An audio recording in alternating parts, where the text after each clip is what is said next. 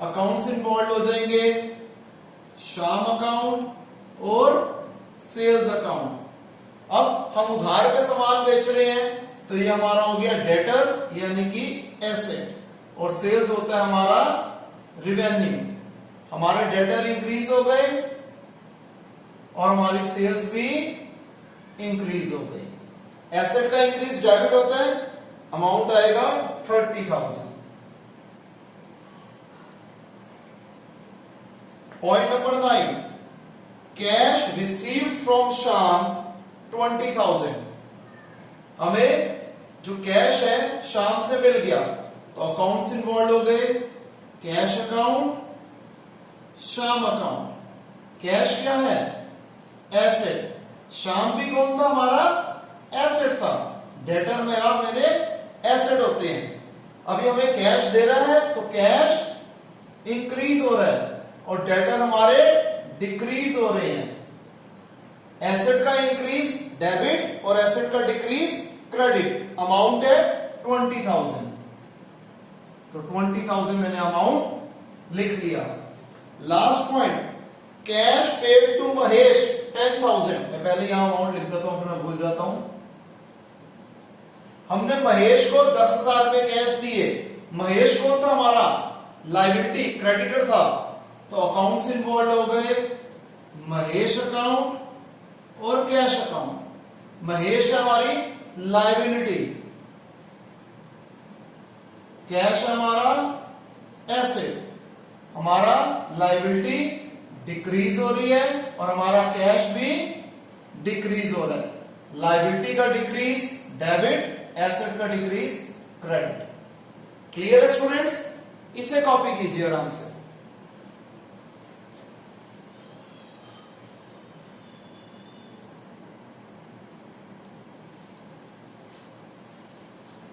अब हम करते हैं students illustration 6। Just a second.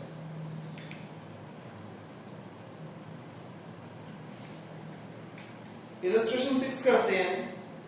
Same question है जैसे हमने किया था इलस्ट्रेशन 5। वही चीज है, नेचर ऑफ अकाउंट बताना है, अकाउंट्स इन्वॉल्व, हाउ इफेक्टिव और debit credit. Anuj started business with cash.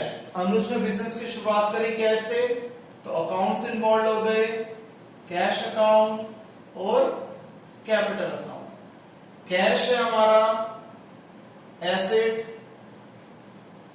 Capital तो कैपिटल ही होता है। अब कैश यहां पर इंक्रीज हो रहा है और कैपिटल भी हमारी इंक्रीज हो रही है। एसेट का इंक्रीज डेबिट, अमाउंट है 1 लाख, और कैपिटल का इंक्रीज क्रेडिट, ये भी 1 lakh. Second point, deposited cash into bank for opening an account.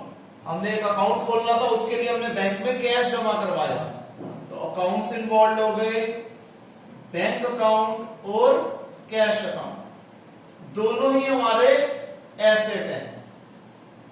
यहां पर बैंक का बैलेंस हमारा इंक्रीज हो रहा है और कैश का बैलेंस हमारा डिक्रीज हो रहा है। एसेट का इंक्रीज डेबिट और एसेट का डिक्रीज क्रेडिट।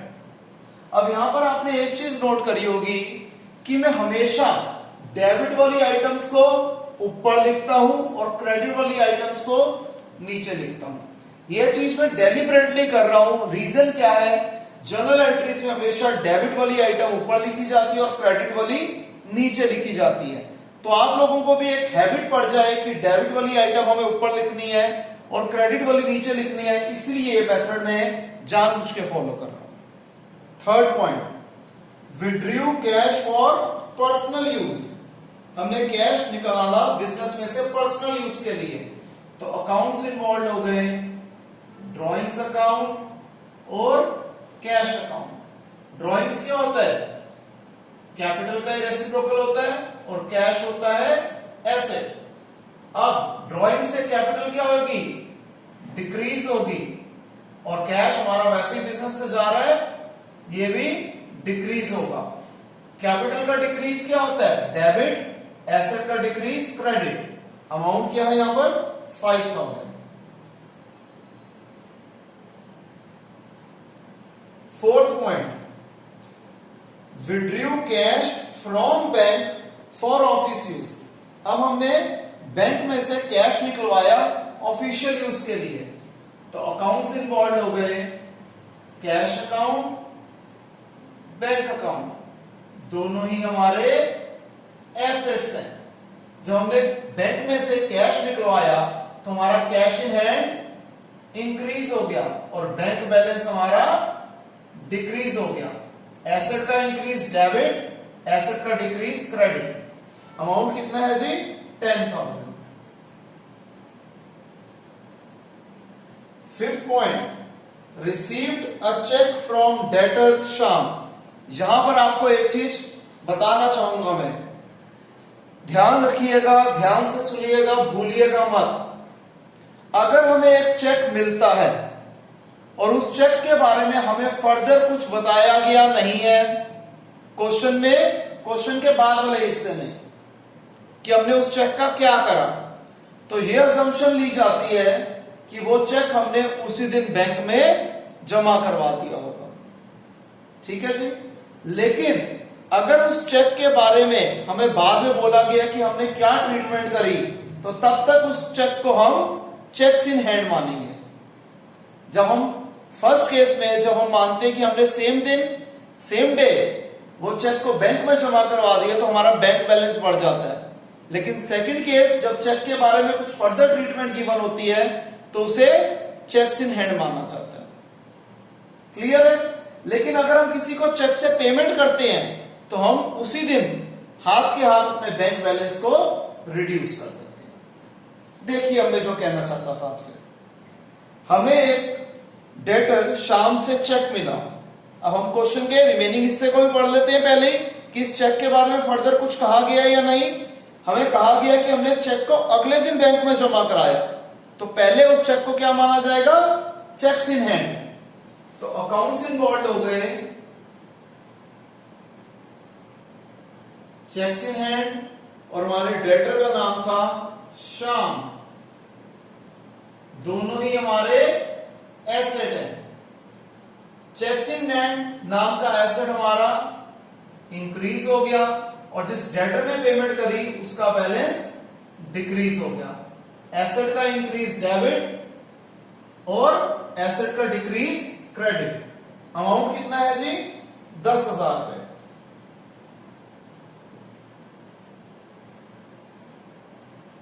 सॉरी, 5,000 रुपए।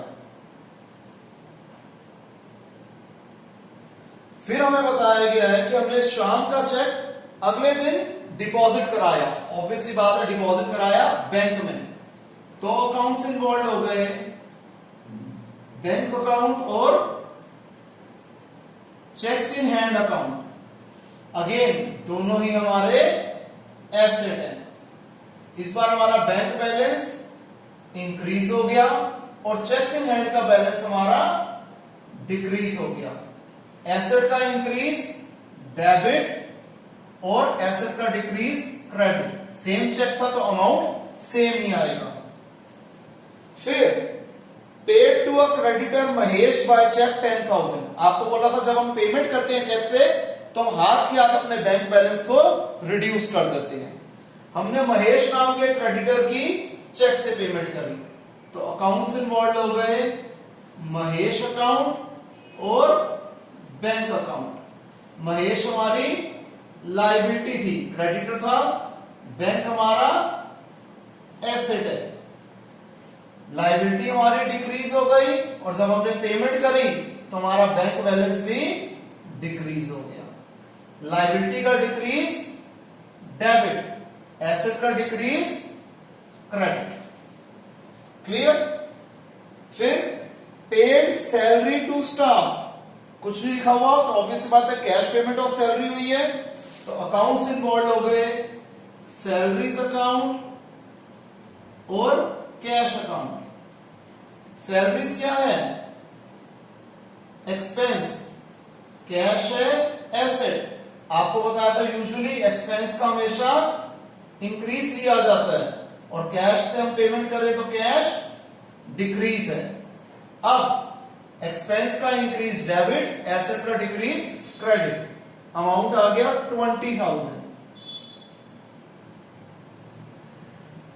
Next, paid rent by cheque. हमने रेंट पे करा चेक से, तो अकाउंट्स इन्वॉल्व हो गए, रेंट अकाउंट और बैंक अकाउंट। रेंट है हमारा एक्सपेंस और बैंक अकाउंट हमारा है एसेट।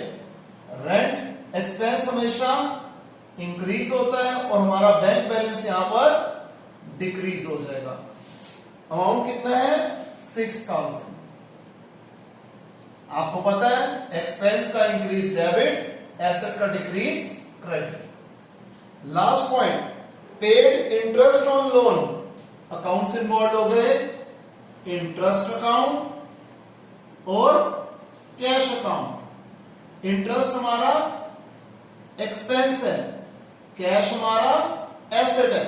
आपको पता है एक्सपेंस हमेशा इंक्रीज होता है और हमने पे करा है तो कैश हमारा डिक्रीज होगा। एक्सपेंस का इंक्रीज डेबिट, एसेट का डिक्रीज क्रेडिट। अमाउंट है 5,000 रुपीज। क्लियर है स्टूडेंट्स? इसे कॉपी कीजिए।